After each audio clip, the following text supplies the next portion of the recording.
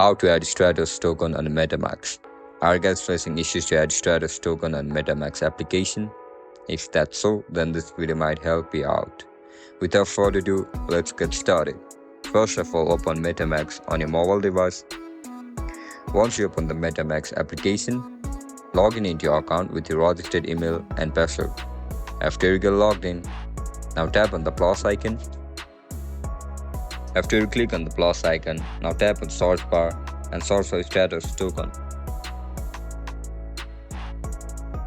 In order to add Stratos token on your MetaMask application, just check this box and hit the next button.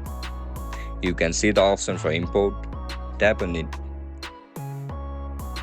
As soon as you hit the import button, the Stratos token will be added on MetaMask application. And that's it, guys. That's how you're going to add Stratos token on MetaMask application. If you guys found this video helpful, don't forget to like, share and subscribe to our channel. And if you guys have any issues regarding MetaMask application, make sure to comment down below so that I can help you out. I'll catch you up in the next one. Bye bye.